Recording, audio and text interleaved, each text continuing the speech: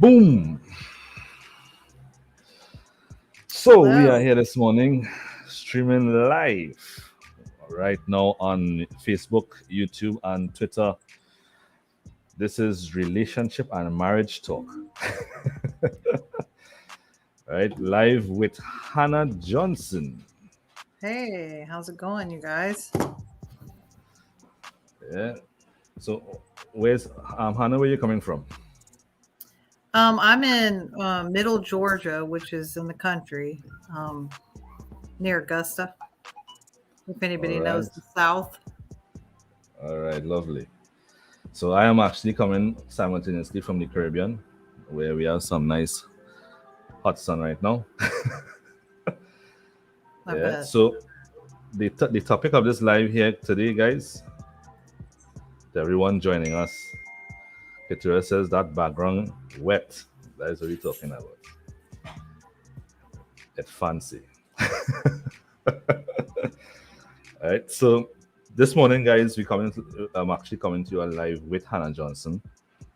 We are going to be speaking about a topic that seems to be one that is very pertinent in the relationship and marriage circle right now, both within Christian as well as non-Christian arenas. And that's the topic that you're seeing in description of this life. That is what women think they need to be. So just recently, I did a live addressing ladies, and in that live, I actually identified that most of the times, a lot of my in a lot of my experience in the coaching arena when I'm dealing with ladies, both in relationship as well as in marriages, what tends to be the case is that they come into the relationship or they come into the marriage with a model in their mind as to what they're supposed to be or what they think they need to be in the marriage with their husband, and I just identify the physical aspect. All right. Today we're going to be speaking about both the physical aspect as well as the non-physical aspect, which is mental, right, and even the emotional. So Hannah is actually joining me here this morning because Hannah actually saw this video and it piqued her interest. And she said, Mhm. "Hey, we need to go live," because Hannah, of course, is also a relationship and marital coach herself. Mhm. Yeah, so she has actually been interfacing with these things. So, Hannah, what would you like to share before we start on that topic? Yeah. Well, I've learned a lot about this topic. Um, Partly because it's important to help people in their marriages, right? But also Right, because for my own personal reasons, because I think almost every woman wants to know, are they good enough? Can they satisfy their husband? Can they make him happy? right, Is he going to be pleased with them? That type of thing, right? I mean, every woman's a little bit different, but when it comes to being married and committing your life to someone, you want to you I think a lot of women in the culture that we grow up in have this in the back of our minds that maybe we're not enough, or maybe we need mm, to be different or better than right, we right, are. right. And so I've learned a lot about this, and so I want to hear more about, from your perspective, from the Bible, right? Right. Because I think that if we can see what does God say or what does the Word say about this topic, then it gets deeper down, right, into our heart, into our belief system, which then changes our whole perspective of, in a sense, our relationship. Right, You right, know? right. So generally, when we approach relationships, we approach relationships through the research at the International Institute of Hematology, and we have actually been able to identify that the principle upon which all things are supposed to work comes from God's name, which is the principle of the self-existent. Right, and in my coaching experience with regards to relationship and marriage, what I've actually found is that most people actually come into relationships through their codependencies, Yes. right? As most people in society don't even know how codependent they are, Right. right? Where they build identities based on something in their life or something that they may have been taught to build an identity on, and something external of themselves. Now, just to get that, just to get that ball rolling in that direction, I said this just recently, to someone. I also said it live, that technically, from a scriptural perspective, what the race that call themselves the human race, are the only species in the spectrum of creation that have not been living from our own spirits. Oh shoot. Literally. That's Right? an interesting. Okay. Trees live from their spirit, they express their nature. Animals express their nature. The water expresses its nature. The mountains, the clouds, the sky, the ground expresses its nature. Everything in creation is an expression of its spirit, because everything is spirit. And if you're looking at it that from if you're looking at this from the lens of quantum physics, then everything is energy. Energy, spirit, we're saying the same thing. This is good. And the human race is the only species in the spectrum of creation that has not been living from its own spirit. It's been using other spirits as its substitute spirit to live. So we abandon our own spirit and we're using that as the substitute spirit. Can you give me some examples of that, please? Like in So, the relationship of marriage, let's say. so let's say relationship and marriage. What we do is people come into relationships, and what they use as a substitute spirit is are things like academic accomplishments, their career, their children, having actual possessions, physical possessions. Um, Many a times, ladies come into the relationships, and when they come into relationships, they come in with the perspective or the model of another woman that they saw in a magazine, their celebrity, which means Yes. they are using that person as their spirit. And so when they use whatever they use as their substitute spirit, they begin to compare their physicality to the physicality of that particular spirit. And if they, Well, okay, hold on. Wait a second. So when you're saying spirit, see, I know what you mean when you say that, but can you explain a little bit more about that? Because I think that for somebody who has never listened to you, they might think that you mean like demon or something, or it could mean, right? Like it's like some kind of ghost that's like leading you around, or you know what I okay, mean? So, yeah, right. So when but I say, seriously, yeah, that's a good point. So when I say spirit, what I'm actually referring to is energy or person, right? The spirit is just a term in scripture to refer to energy, person, to character, and to mental disposition. All of those things spirit means in the Bible. and isn't it like where you get your identity? That thing. Right. So whatever you're using, Whatever you're using as, you're also using that as your intelligence, your source of intelligence. Right. And if you're using that as a source of intelligence, you're using another model, a celebrity as a source of intelligence, then naturally you begin to compare yourself physically as well as mentally by that source of intelligence. Mm. So whatever the physicality of that individual is, you are going to identify with it. And if your body is not matching the physicality of that source of intelligence, you begin to feel inadequate. You begin to feel like you are not enough. Now, Yeah. both male and female do that in relationships. Right. Just that, just that we have been taught by societal norms to choose different priorities or different sources of intelligence. For most men, they are taught their source of intelligence should be from the definition of what they call being a provider, someone who has resources. So usually a man would feel very strong in a relationship once he is providing, once he's providing resources. If he So he's using that as his source of intelligence. He's using that as his priority in life. That means that his logical process of thinking is determined by that source of intelligence. It is using that source of intelligence as his foundation for his logical process.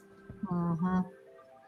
So if a man now finds himself where he is not providing and is not the possessor of resources, he falls into depression. He falls into a slump. Yeah, or he gets angry. Exactly. Right? Because it makes him feel inadequate. Yeah. And so most ladies, on the other hand, traditionally, in our society today, this dynamic is being questioned. This dynamic is being challenged. But and traditionally, women were always taught that they need to prepare themselves for a husband. It means to be a good wife. Right. That meant that what they're using as a dynamic, or they're using as a source of intelligence for their identity or their priority, is finding a spouse. Now, that happens to mean that what they're doing is looking at another person to validate them as a good spouse. Because the tradition was, once they're elected, then they are good, then they are a beautiful woman. When they were not elected, they were seen as inadequate women that a man doesn't want.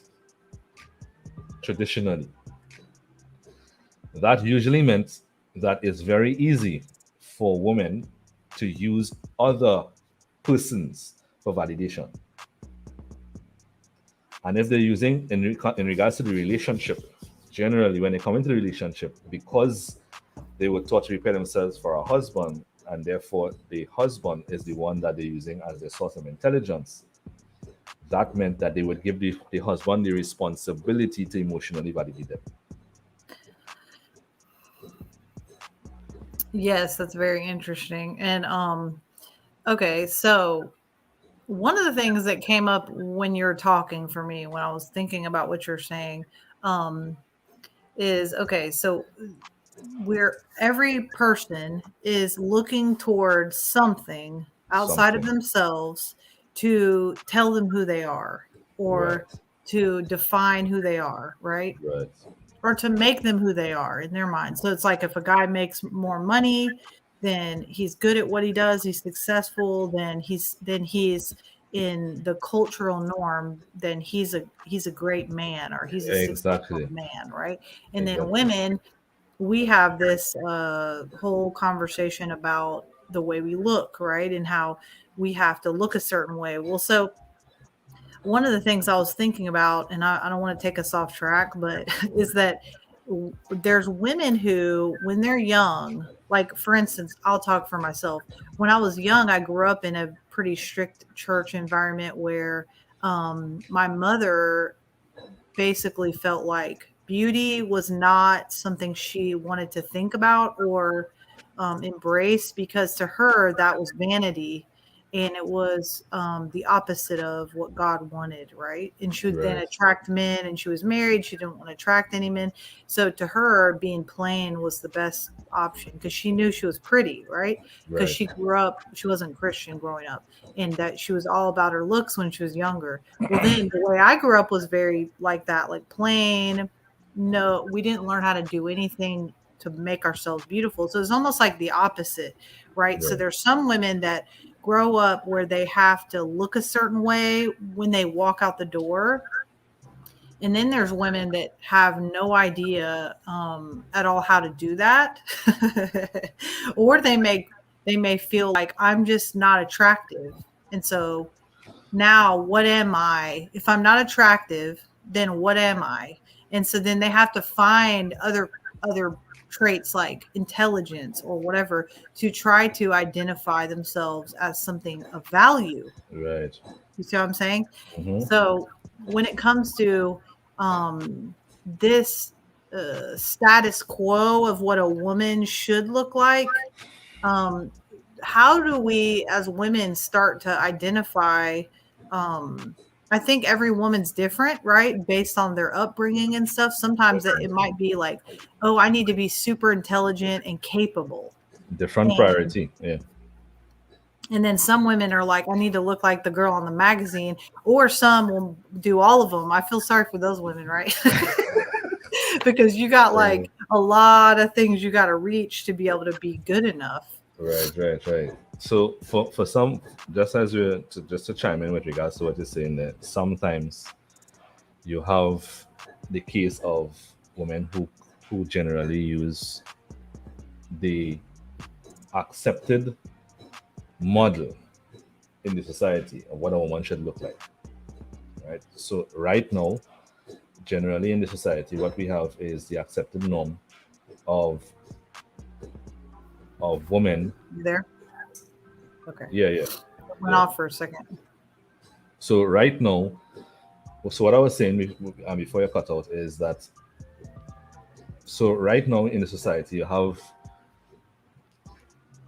the societal norm has a particular model that Mhm. it has painted and carved of what a woman's supposed to be, right? And right now in the general society, that is, the woman has to look a particular way physically. She has to actually be, right now, they call it in the society being a boss bee, right? So you gotta actually have the money. You gotta be an independent woman. You gotta woman with a businesswoman, and she has to look a particular way, right? Right. Yes. And then you step into the church arenas, and in the church arenas, the priority is different, which is what your mom would have experienced. She came into the church priority, and the church, the religion, the denomination defined what a woman should be.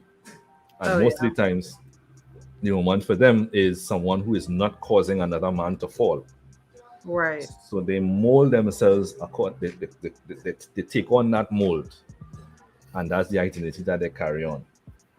Now, you can find women also, as you're rightfully saying, that come from different familial cultures, and in one family, being academically accomplished is what they would see as someone who is a good woman, somebody who is educated, have Yes. degrees.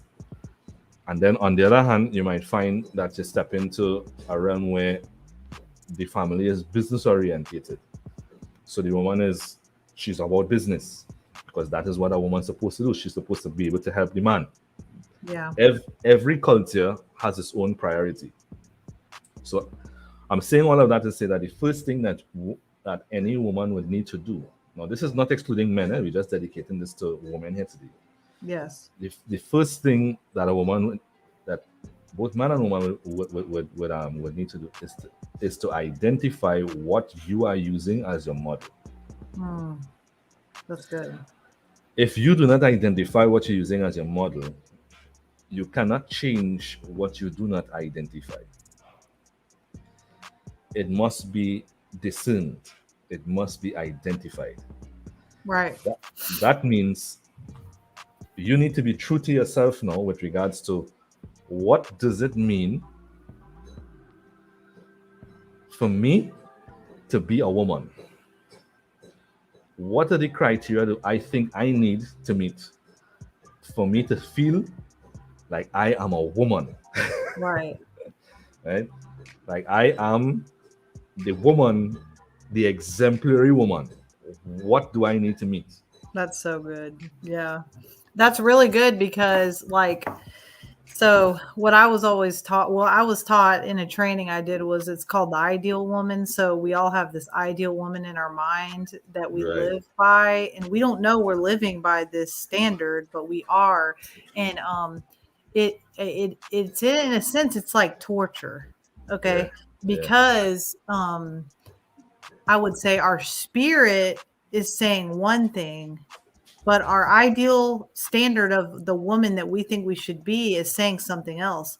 Right. And a lot of the time it's interesting what we're talking about, how it's different in cultures. But if you look at the standard, okay, I'll say for instance, when I was in high school, skinny girls, thin girls were in style. I think it was in the Wow. 90s. Right. And the thin girls. And so I always had big hips. Okay. Right. So it, according to me, I had huge hips. Right. Right. And so, I remember like putting on clothes and them like in me being like, oh God, like this is not what I'm supposed to be looking like.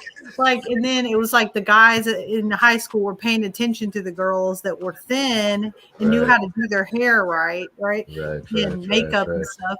But then I'm over there with big hips, so they weren't paying any attention to me, which Right. was not even true, which doesn't even make any sense. What it was is it was the cultural standard at the time, right? Yes. Yes. Well, so now, and it's funny because I told my daughter, because she has a figure like mine, and now the girls with the big hips are like, whoa, this is where you got to be. This is it. And I'm like, this is like my era, but I'm like 40 now, so it doesn't even matter if I'm married. But it's funny because really what I've learned is like it's really personal to the man what he Yeah. likes per Yeah. se. It's not those cultural standards don't really apply to men. That's not really accurate to men, right? Right. So one of the things, which is what I was saying in the live that I did recently, is that what has happened, and a lot of women even they're unaware of it, that they've actually taken on the norm amongst women is the norm amongst the women alone. Yeah. They're taking on that as the model and as the norm, and they come into a relationship or marriage with the assumption that that is actually what the man wants. And what I've actually found, not only with me personally, but also in coaching couples and coaching spouses and marriages, is that a lot of the times that is the model that the woman comes into the connection with, and the man in particular, he also comes from a different culture. He has his own priorities. Right.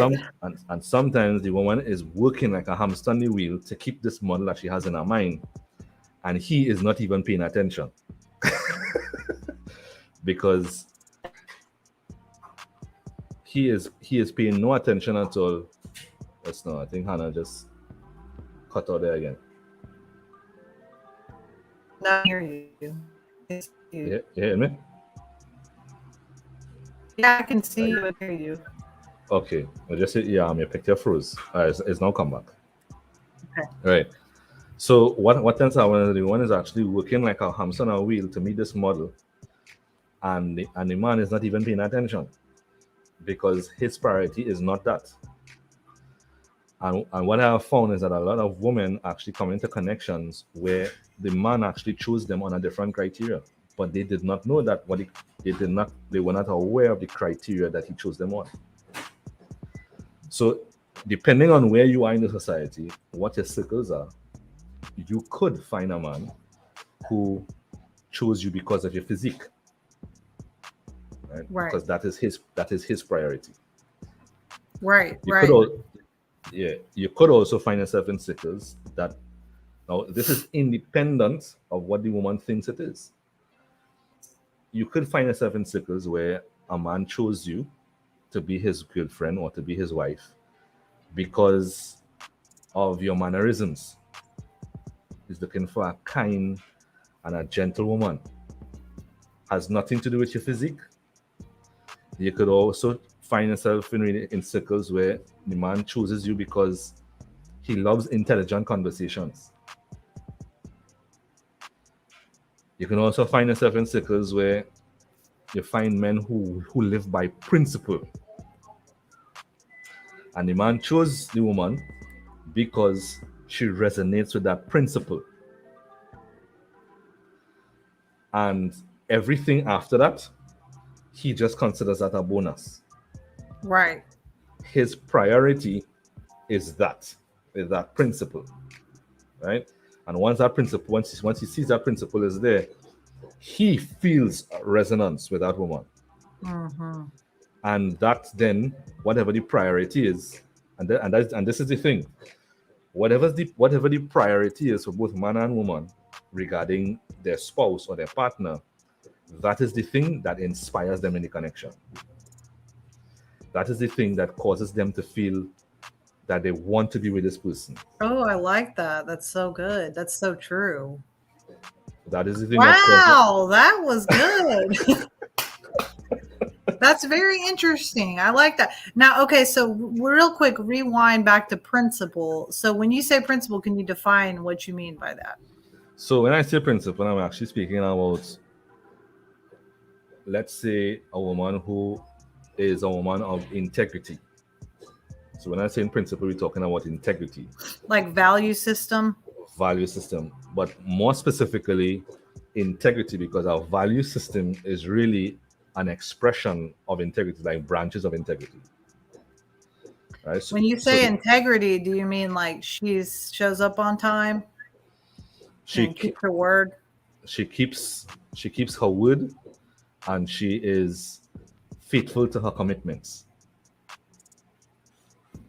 Right? And also she's true to herself, right? She's true to herself, and she is also she's also not someone who is going to compromise for self-benefit.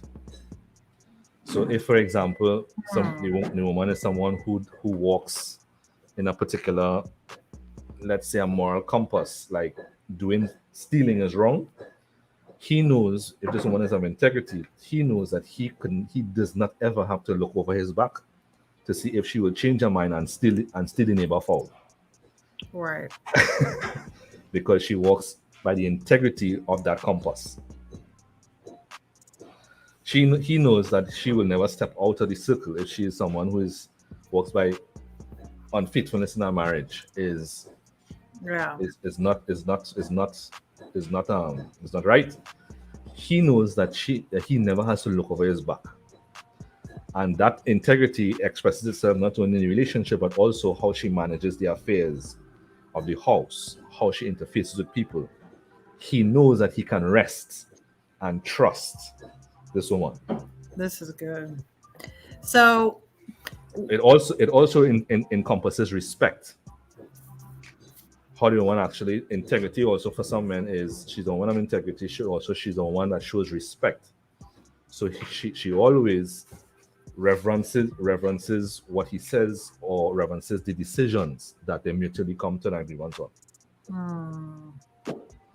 So it shows him respect and shows the house respect, shows the family respect.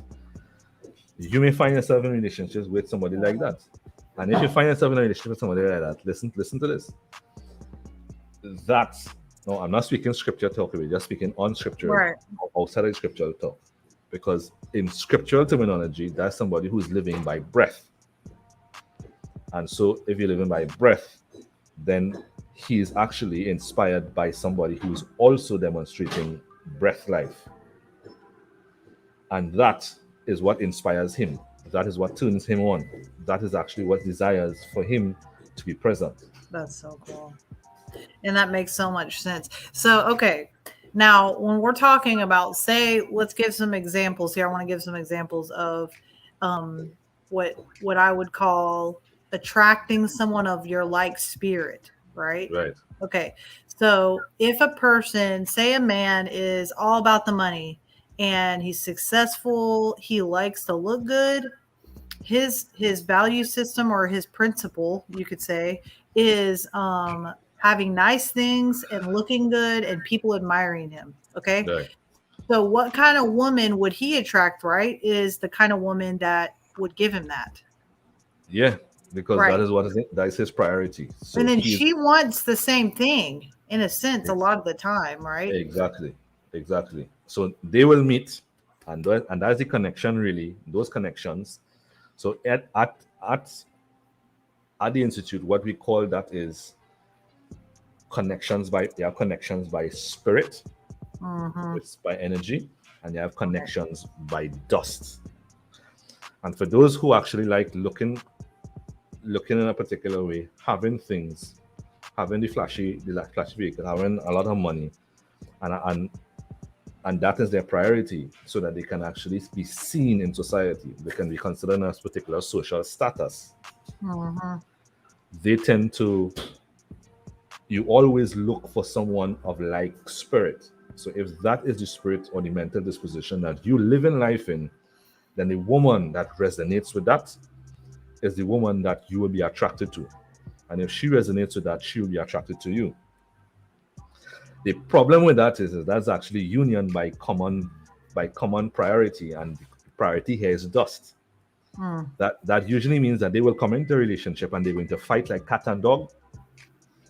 They have no principles, because it's whatever they need to do to get the money, they will do it. Which means that if they need to sleep with somebody else to get that money, they will do it, because you become a slave to your priority. Mm. So you will do whatever you need to do to maintain that priority. And that means that they in a relationship, they are not connected energetically. They can get married and nobody knows if the next one will actually sleep with somebody, rob the bank, and they're like strangers in the house, because the common factor is not relationship or energetic connection. The common factor is physicality. Okay, so two things. One, so are you saying when you say that the thing that the person that you're with is dependent on or uses as their priority is the thing that inspires them, right? Which when you say inspires, you're basically saying like you're saying turn on or have them feel connected to you. And women especially, but men too, right? Men act like they don't need connection, but or want it, right? But they love connection too. We all Well, love connection. it's not that men act as if they don't want it. Mm-hmm. Is that most women are not aware of the priority that he has. Once they tap into the priority, you will notice that he will gravitate towards you. Just like Yeah. the woman, once they tap into the woman's priority, she will gravitate towards him.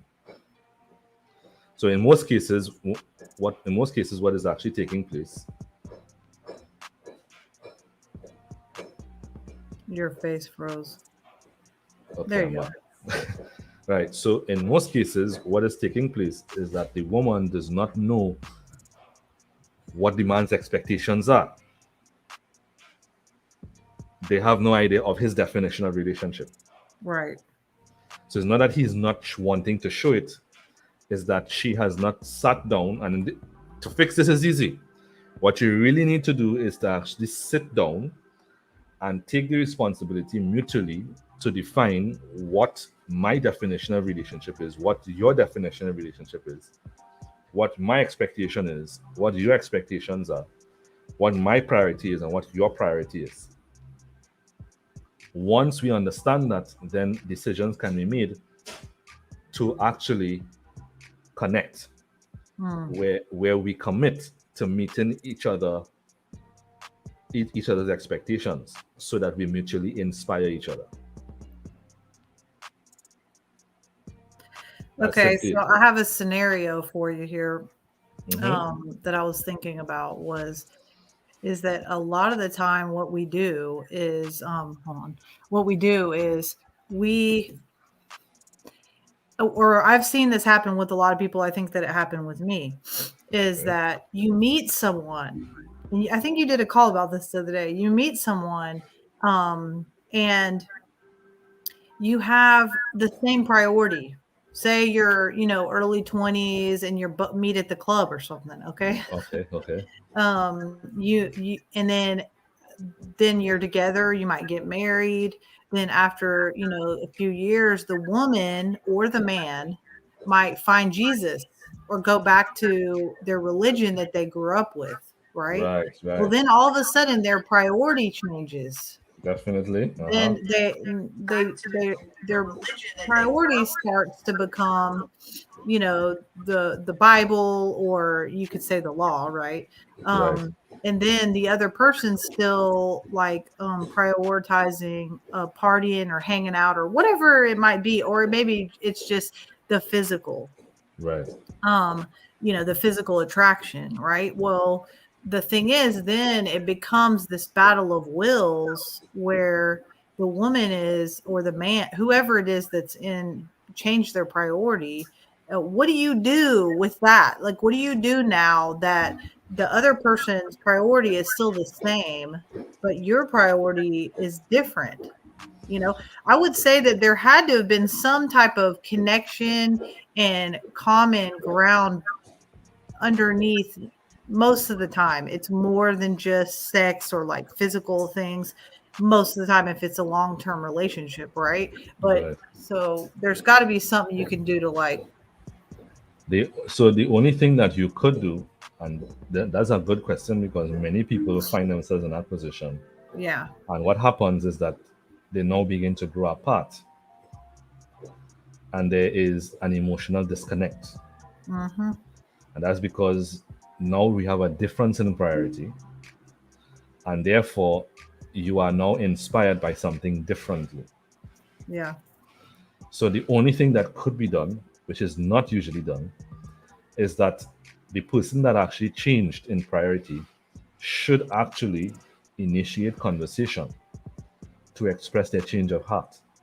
yeah, And if they and expressing their change of heart, I mean, to get into the relationship on from the very beginning, getting into the relationship from the very beginning should have been connected. The relationship at the very beginning should have been connected by a conversation where definitions of relationship was actually communicated and the expectations were communicated. So most cases people get into relationships just by, well, we have something common, we like to party, or both of us like to play this sport, or both of us like to read, we like to watch movies, and end up in a relationship and then chaos. yeah. That's good because it happens in all different right, codependencies. It's not just Yeah, yeah, religion or whatever. It could be anything. It could be any kind of common ground that you met on, changes over the years, and then all of a sudden you're like, who am I married to? I don't even exactly. know them anymore. Exactly. And so naturally, the only thing that you can do is have a conversation where the change of priority has been communicated, which means if your priority has changed, your definition of relationship will also change. And that also means that your expectations will also change. That means that both parties must sit down there and communicate now what's the difference in the priority, different in definition, different in the expectations. And there must be a mutual agreement for mutual inspiration, which means as far as is possible, these expectations should be taken on as um, should be taken on as promises to each other to keep each other mutually inspired. That means that stepping into a relationship where that has happened requires that you, as the person in the relationship, need to take personal responsibility first to not make the relationship about you and your criteria. Uh-oh. That's a tough one. That's a tough one. The relationship should be on agreed criteria, not your criteria. Because what we tend to do is we step into relationships, and when we hold the relationship responsible to your criteria, what you do is that you attempt to bring the other spouse's mind, heart, and energy into subjection to you and what you Right. want. And it's usually Yeah, without consideration. It usually is without consideration of what the other one wants. right. Well, yes, I was gonna say that I did that for so many years in my marriage. I would say like my husband was not really a person who would like tell me nice things or like communicate his feelings, right? Like I love you, Right. you're the best, or anything like any kind of Right, right, right. affirmations. And for me, that was like a really big thing that I needed and needed it, right? And Right. part of that is because I didn't have my identity in Christ, right? Right, So right. once I started to establish myself in the name of God and in own God and Yahweh Elohim, then I stopped asking him to do those things, right? And this is things that I've learned through what Zane has taught me. I stopped asking him to do those things. Like, I need you to do this 3 times a day. There was a time where, especially in the beginning of our marriage, where I would be like, tell me nice things tonight, because I needed it. It was like I had like a hole in my heart, right? Of attention, lack of attention, whatever it was. It was about my value, right? Like who I was Right. as a person. And my husband saw it as control. He Yeah, saw it as me trying to make him do something and control him. And I didn't feel like it was control at the time. I was like, Right. all I'm trying to do is get you to tell me what you think and what you really feel. But one thing I'm learning, like way later, right now, I've been married a long time. But Hold on. once I started learning that, Your audio is breaking up. is it okay? Let me see if I move my phone. Does that help at all? Hold on. All right, so it's now come back. How about now? Is that better? Yeah, Is that better? yeah. The pictures come back and the audio Okay. come back. Right. Yeah. Okay. So, I mean, and I don't know if you missed a lot of what I said or just a little bit. Yes, you said that he saw it as controlling. Yeah, so he saw it as me trying to control him, and which was then causing major problems because I'm trying to get him to tell me nice things and to really tell me who I am, right? Because I didn't know for myself who I was. And if you go to average woman and ask them, my husband's doing this, this, and this, and he won't tell me anything nice. Or if you go talk to a guy, oh, that's even worse. Then you're going to get feedback like, oh, that's wrong. He should do this. He should do that. My husband, he tells me nice things all the time. Well, the thing is that in a sense, like you were talking about inspiration, it's inspired. Exactly. To tell someone you're beautiful, I can't stop looking at you, that's inspired. Okay. Yeah. And so let's talk about that. Okay, this is good lead in here because I think this is what every woman up here in that cabinet right there, this is what every woman desires and every man desires, right? Is what is it that inspires? So you touched on it a little bit. The things that you want from your mate, I think it's the two things. One is the conversation, right? But also because otherwise they're guessing.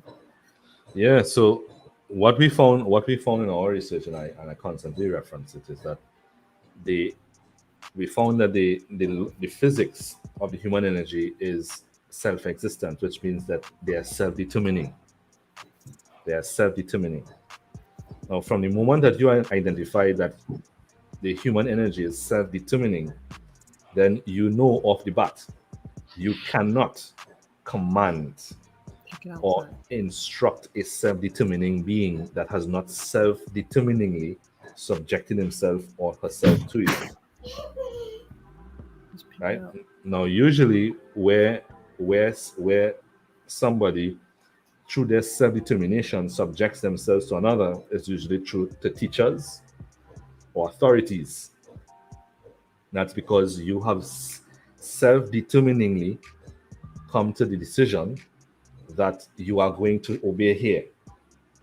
And when you come into a connection like a relationship or marriage, there is no established authority over another. If there was an established authority, then you would have no problems because one would submit to the instructions of the other. And therefore, the dynamic, which is really a master-slave dynamic, it will actually flow freely. And there are people that like the idea of coming into a relationship and being told what to do. Right? There are some men that like to be told what to do, and some women that like to be told what to do. And if that is the dynamic that both parties are comfortable with, then you realize that there would be some free flow of energy there. Now, naturally, in our society, we do not work with a master slave. At least we don't want to be in a master slave connection. And so both parties are therefore self-determining. And what we tend to do without the knowledge of both parties being self-determining is that we come into the connection with our criteria of what a relationship is and what our expectations are. And then we hold them responsible unspokenly to these expectations, which is literally working against the self-determination of the energy. So the person naturally begins to feel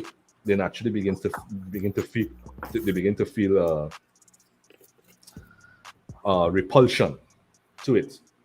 What you are doing by holding them responsible to your criteria without mutual agreement is really pushing them further away from you.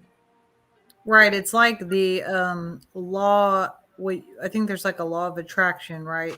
What you pursue runs from you, but it's like it's this natural. You're either inspired to be affectionate, to be loving, to touch someone, all those things, or the person is. I know I always felt for years like I was chasing my husband and he was running from me. Like I was like, why are you always running from me? You're always trying to go do something else. Like, but it was it was a natural reaction that he had to trying to be changed, trying to be told he needed to be different than he was. Well, so you see, the energy is self-determining, and if it's self-determining, then you have to give the energy reason to make a determination. You have to validate whatever it is, so that the person could actually come to his or her own self-determination. That means that energy, the human energy, must be inspired. If you are actually saying that they must do this, you are actually working contrary to the energy, and instead of inspiring them, you are repelling them. And what we do in relationships is that we come in with these expectations, and what we are actually functioning by is the law of demand. You are demanding something from a self-determining entity. And naturally, even though intellectually they may want to submit, naturally they're going to feel like, I don't want to be part of this, because you are not inspiring. Your inspiration is actually validating their energy, or they're validating their determination to give you energy, which is to give you emotional let's say emotional energy, to give you affections. It must be inspired. So that actually means that the entire paradigm, based on the findings and the law of relationship in our modern day society, is structured for destruction. Yes.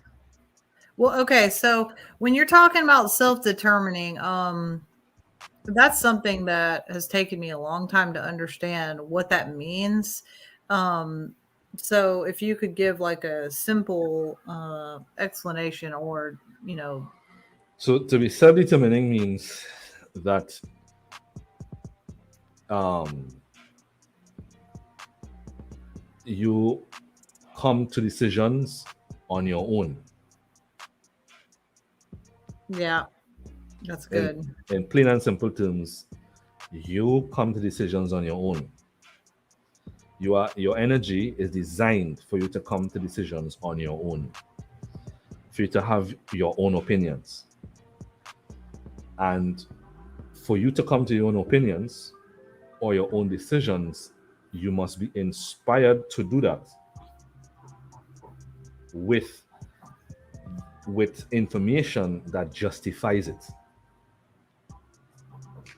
So for example, you may be taught to turn on the light, you need to flip the switch. Right? Somebody says, when you come into the room, just say light on. And that's a different way of turning on the light.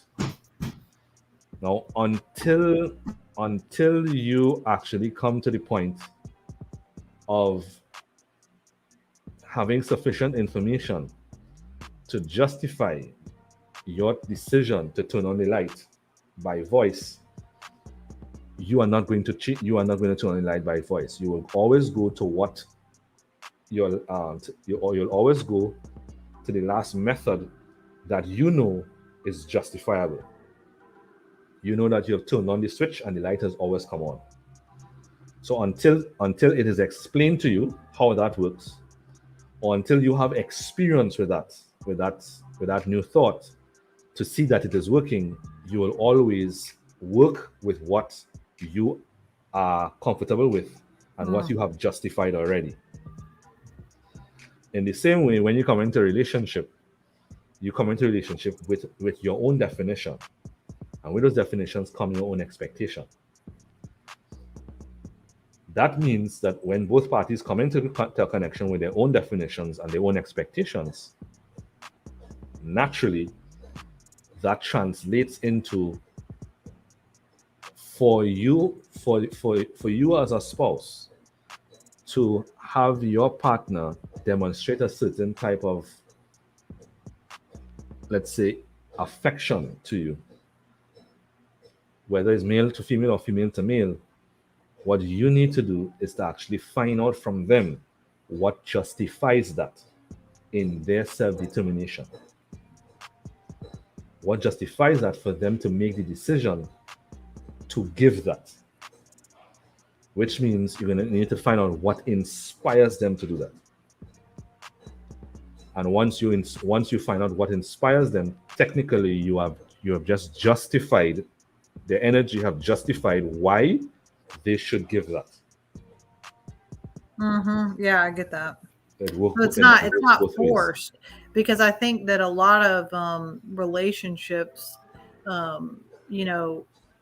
there's another side to the coin of like the type of people that you tell them what to do. They're self-determining and they're very strong in their self-determining, right? There's some people that are very. I have a 5-year-old. Don't worry, he's banging on the door. Yeah.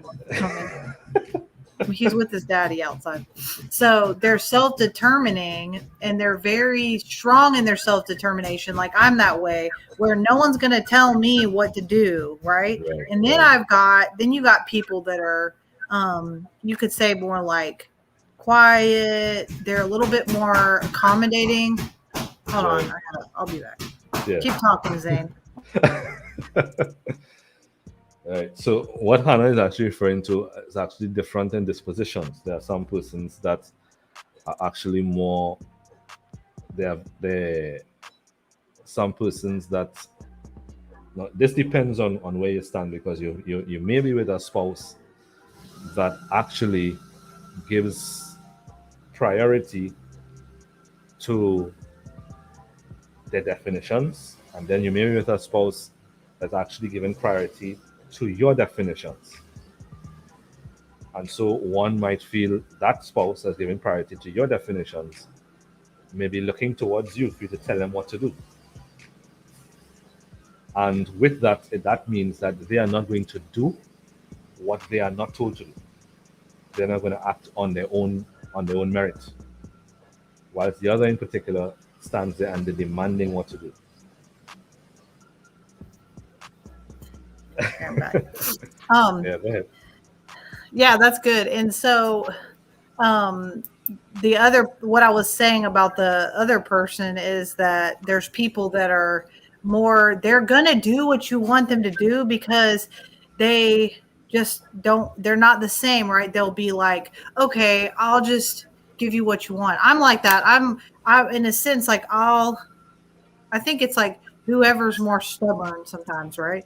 It's like I'll be like, okay, I'll do whatever you want to make you happy, right? Right, right, But right. then what happens is then I'm sacrificing my self-determination or my self-existence and what I feel what God is in me because I'm trying to please the other person. And Right. then what happens is there's this out of balance, right? So Yep. then the person in turn stops being inspired by you because you're not being self-determining anymore because you're Exactly. sacrificing everything for their happiness and their and to keep things maybe peaceful or to not argue, so you just give in all the time. Right. I mean, there's a lot of scenarios, right? Where, but then the other person is stops having that in getting inspired by you because you're not being the way God made you to be. You're Right. not Right. being that self-existent person.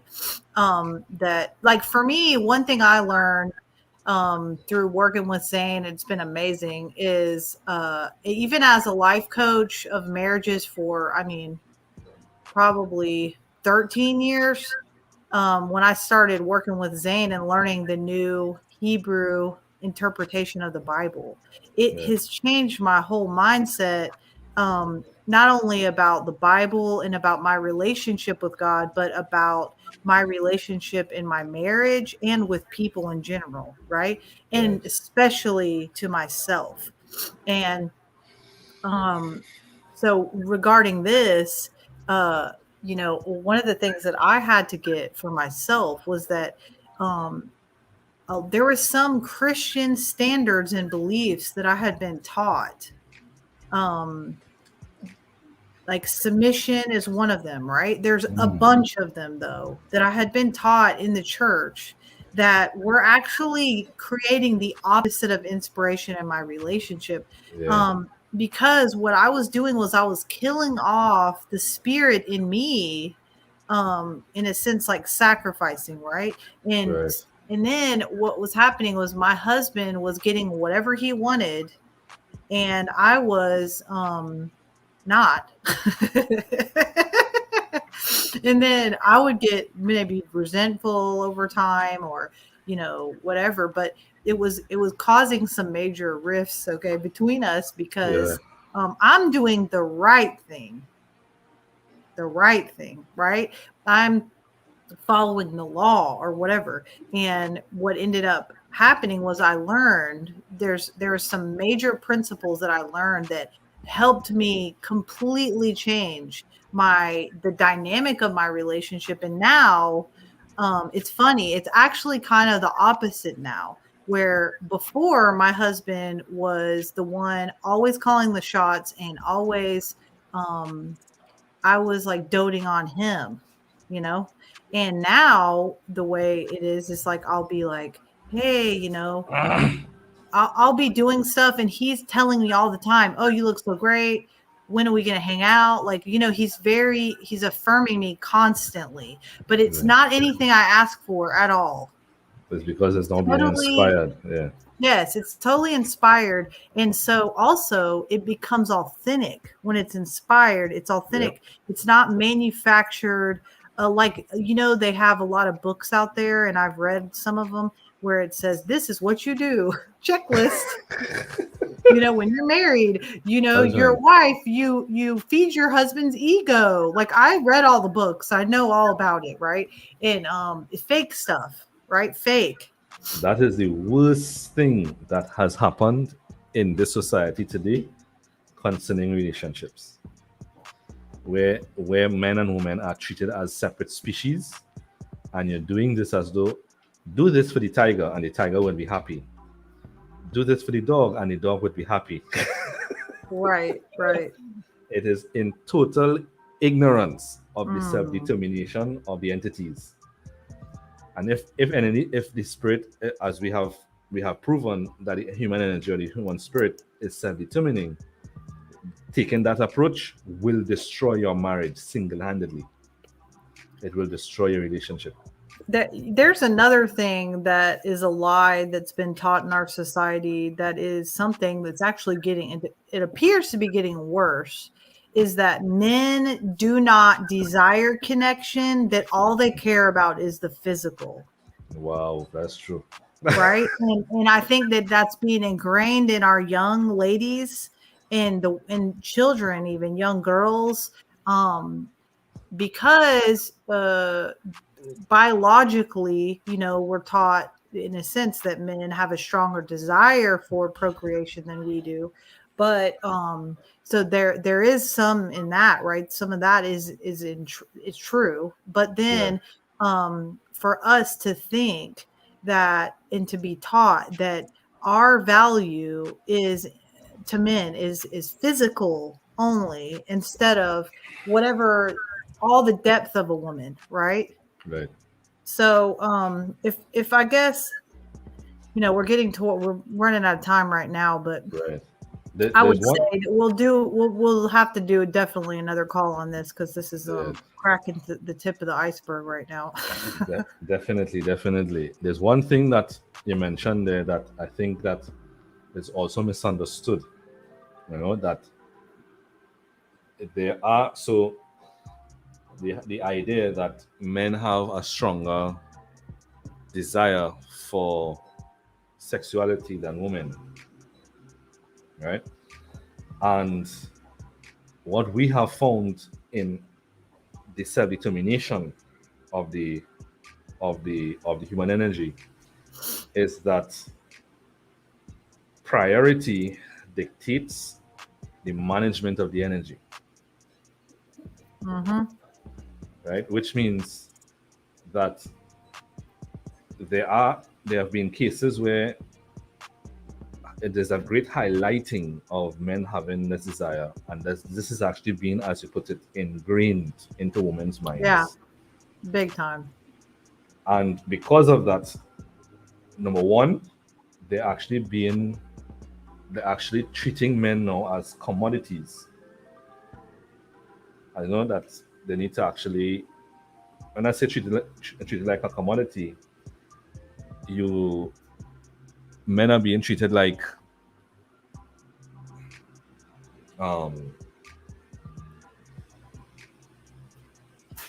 like they are to be acquired, and the woman is the price.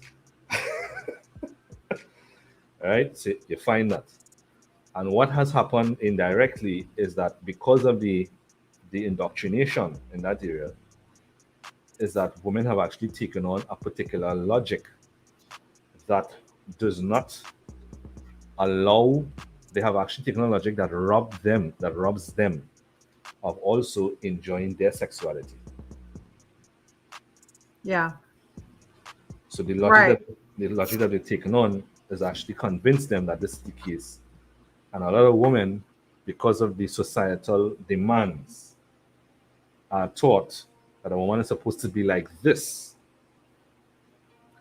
And because of the societal demands, they hold themselves responsible to the societal demands, impose that into the relationship. And the men in particular, they don't have that societal demand, and they holding themselves responsible to. So now, that priority is present, and a lot of women actually find themselves in positions where they end up being sensually frustrated because the societal demand becomes a priority, and therefore their sensuality, they actually they stifle it until it dies, until it's not something that Mm. comes up again. Oh, that's for sure. Yeah, and But I have seen that with women that I've worked with, where a lot of the time there's religion involved in that scenario. I don't know if it's all the time. Can you hear me? Yeah, I'm hearing you. Hello? Yeah, I'm hearing you. I'm hearing you. Hello? Testing, testing.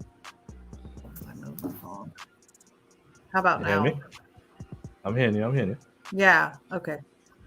What I was saying was that I think a lot of the time there's religion involved in that scenario, but um, religious doctrines that the young lady has learned, but Right. also I think it could be, different abuse growing up and all kinds of different scenarios that can cause that. Yeah. Um, and and it's interesting because I've had these type of conversations with many women over the years, and what I've found is it's their belief system about men that attracts certain men or Yep. attracts different men, right? Yeah. Yeah. If a woman there he is. If a woman believes that men are like the scum of the earth and they're terrible, all they're going to attract is those type of men Yeah. that just look to the body, look to the physical, and Yeah. that's it. And then if a woman, say a woman grew up with a dad who just loved her, took care of her, protected her, did all these great things, spent time with her, well, then a lot of the time that woman might attract a man that's like that too, right? Right. Because Right. that's her reference point to men in general is, oh, that's the way men are, and that's the way they're good. They're good in general, right? Right. Right. And so I think that's something that we can change. You can change your reference point or your belief system about the opposite sex, because the first thing is to realize that there is a belief system, right? There is a reference point that you're using if your relationships continue to be the same, where you're feeling Right. like there is no connection, Mm-hmm. um, then you have to identify that belief system or that reference point that you've been coming from over and over again and keep on Right. having the same result, right? Yeah. Um, Definitely. Well, here's what I would say, because we're over a little bit Yeah. in time, is that I will attribute some major insight and revelations that I've had in growth when it comes to my marriage. I've been married 18 years, and even though I worked so hard for so long trying to get it right and do all this stuff, there was some major issues that were not getting resolved no matter what I learned. And then when I learned the principles that are in the Bible from Zane, it has completely altered the inspiration in my relationship. And it's been really exciting. It's been super exciting and fun That's because good. we've been able to have intimacy and closeness and friendship and other great things that we couldn't have before. So Right. I Right. would Right. recommend anybody who is interested. There may be things in here that you heard that speak to you personally. You may not have understood some of what we were talking about, but there's a lot to learn. But man, it is life changing, and it makes a difference to learn the way God designed us and the way He meant us to be. Right. Right. Um, he wants relationships to be fantastic, is what he wants. He made us to have fulfillment in our relationships, right, Zane? Right. Yeah. Definitely. That's actually it goes even further than fulfillment. It's designed for the two energies to actually merge and become one. Two spirits merge, Mm. become one. And once that actually happens, you experience a synergy between these two persons. The energetic connection facilitates a synergy that is beyond anything anybody in our Westernized society even experiences right now. Yes, it's something. I don't know if you've ever heard the word imbued. Uh huh. Okay. Imbued is when what I was told imbued meant was when you take silk and you dye it with a color, you soak it with ink, right? Right. And Right. they become one, and they cannot be separated. Okay, is what I Right. was. Well, so that's the way that God designed your relationship to be, your marriage, right? Is to have Definitely. that be imbued. And I would say even also is that he speaks to he'll speak to one, like he'll speak to my husband to speak directly to me. It's like God speaks through, right, the other Right. part of Right. you, this other person, right? Right. So, but I mean, it's an exciting thing to experience, and it's very, very special. And the number one relationship is God and me, right? It's like Hmm. the the the who I am without God, I am not that, right? So Exactly. God in me is the number one, and without prioritizing that, the relationship with my husband is not possible to have Right. that oneness, right? True. True. So Very true. All that right. was So great. yeah. So I think we can wrap it up here, and we can have a part two, as you mentioned, where we could speak a little more on that, and you can share, as you mentioned, the things that you actually identified that brought about shifts in the dynamics, in the connection, in your relationship, in your marriage. Yeah. So on that note, we would like to thank each and every one of you for tuning in, for listening in, and stay tuned. We will actually advertise when we are going to come on live again and actually continue. So we'll have, this is part one. We might have a few parts. Yeah. So stay tuned. Relationships are very complicated. So, other thing is, if anybody has questions for any future topics, we would love any questions. Like, because each relationship is so uniquely different, right? And Right. maybe the issues with that relationship or whatever. Yeah. Um, I think any questions, we'll check them out and see if we can do a call on that or Yeah. live. Yeah. Feel free to comment to leave your questions in the comments. And if it is one thing that we can do at the International Institute of Pneumatology, is guarantee you 100% that we can rectify that because of our understanding of the physics of the human energy. Yes, All right. and let me tell you, it's true. It's the real deal. Get excited. All right. So see you all soon, and bye bye for now. Okay, bye. Bye.